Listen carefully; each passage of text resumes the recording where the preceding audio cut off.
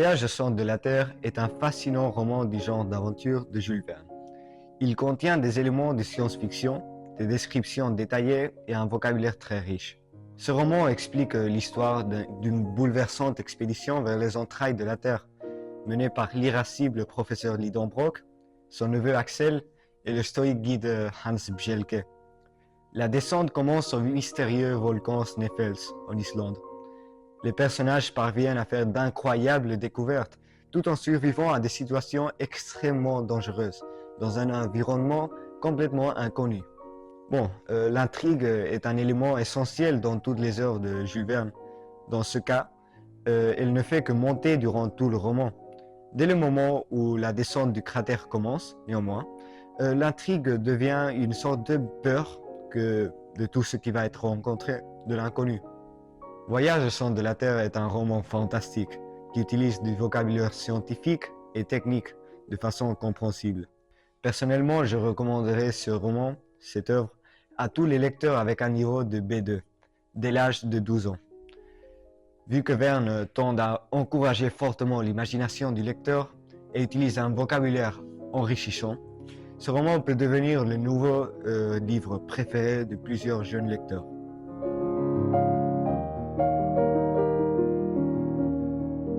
L'étranger d'Albert Camus raconte l'histoire de Meursault, un homme qui vit en Algérie et qui se montre indifférent à la vie. Après la mort de sa mère, qu'il semble ne pas regretter, il est impliqué dans un conflit qui se termine par la mort d'un homme arabe. Plus que pour le crime, il est jugé pour ne pas montrer de sentiments.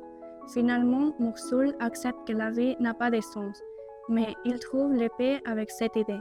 Ce qui rend spécial à ce livre est qu'il présente un protagoniste unique qui ne suit pas les règles habituelles de la société.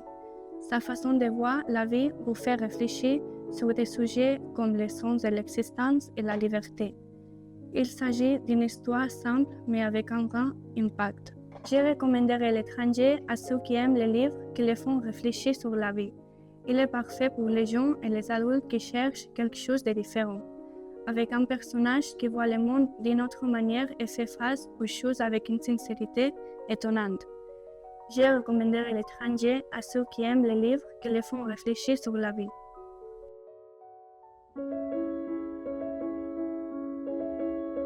Les romans Vengeance Tristesse explorent les émotions complexes de la jeunesse, telles que le désir, la jalousie et le passage de l'insouciance à la responsabilité.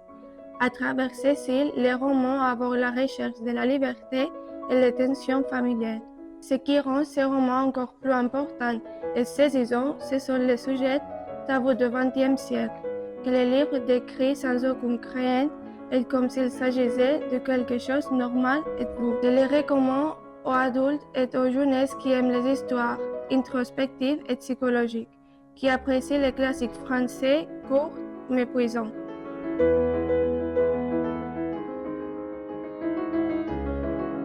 Ce roman nous raconte l'histoire d'une jeune femme appelée Amélie qui va vivre au Japon, lieu où elle est née.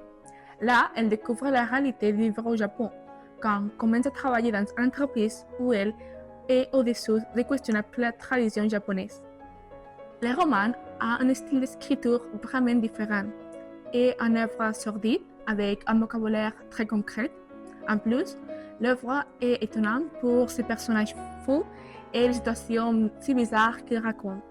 L'histoire qui nous est présentée nous montre une situation qui est très réelle, mais ce qui la fait si étrange est l'héroïne qui semble vivre dans ce monde qui nous sont décrits dans l'œuvre. En outre, et le fait de suivre une histoire qui succède dans notre culture cause de vraies surprises culturelles du pays nippon. Je le recommanderais aux personnes qui d'abord aiment le pays nippon, car dans les romans, nous voyons une autre perspective du Japon, qui n'est jamais racontée.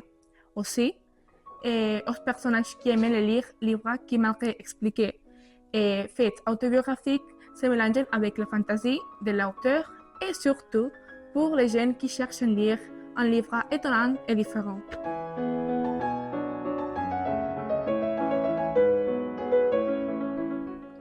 Dans L'Adversaire, Emmanuel Carrère nous raconte la véritable histoire de Jean-Claude Roman, un père de famille qui a porté une double vie pendant 18 ans.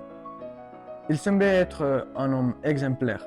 Néanmoins, il a menti et assassiné sa femme et ses filles, l'année 1993, en Suisse, lors du soupçon de sa famille. Ce livre est unique parce qu'il ne se limite pas à raconter qu'un fait. Il explore aussi la psychologie du personnage principal, son histoire et ses sentiments à partir des lettres que le criminel envoie à l'auteur, faisant réfléchir sur des questions profondes. Je le conseille à ceux qui aiment les récits policiers et psychologiques, puisque l'intrigue monte au fur et à mesure que l'histoire se déroule. En plus, à ceux ayant un niveau minimum B1, car même en ayant pu comprendre la plupart du roman, j'ai dû chercher quelques mots.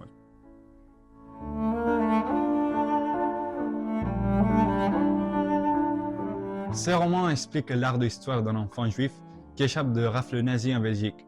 Lui, il est accueilli par un prêtre charmant qui lui aidera à survivre l'occupation, puisque ses parents ont dû se cacher des officiers allemands. De milliers de livres qui abordent l'Holocauste, celui-ci en parle depuis d'un point de vue enfantin.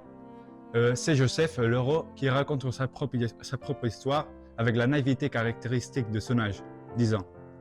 Moi personnellement, j'adore ce genre de romans historiques et tous ces gens qui sont récents à tirer, cette œuvre est idéale, à cause de la sensibilité avec laquelle l'auteur en parle.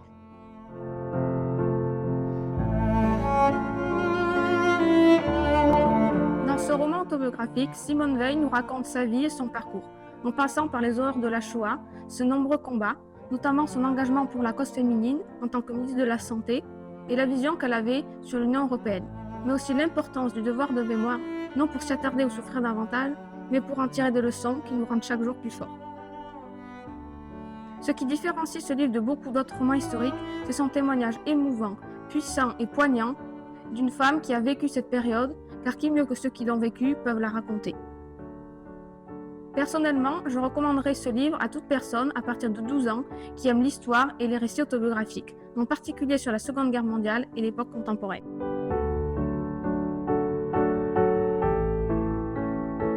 Mémoire raconte l'histoire de Lou Vertignac, une adolescente douée qui décide un jour de réaliser une exposition sur les SDF pour ses études. Cela lui permet de rencontrer No, une jeune fille sans abri avec laquelle elle développe une relation profonde et touchante. Cette œuvre aborde des thèmes forts comme l'isolement social, l'amitié et l'empathie. Tout d'abord, le style de Delphine de Vigan est simple, fluide, mais très mouvant. L'auteur a la capacité de rencontrer des histoires très complexes avec des mots accessibles, ce qui facilite la lecture. Je le recommandais à ceux qui aiment les histoires humaines profondes et réalistes. Elle intéressera également ceux qui recherchent une lecture simple mais riche de contenu, qu'elle soit destinée à des adolescents ou à des adultes. Et si vous aimez les livres qui vous est resté en tête longtemps après avoir terminé la lecture, Le Moi est fait pour vous.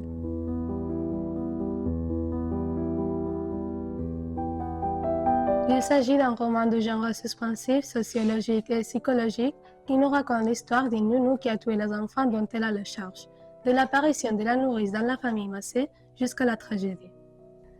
Ce qui le rend spécial est sans doute le fait de commencer le livre avec la phrase « Le bébé est mort », ainsi qu'en montrant tout d'abord la scène du crime dans un lieu quotidien et familial, provoquant donc un impact au lecteur.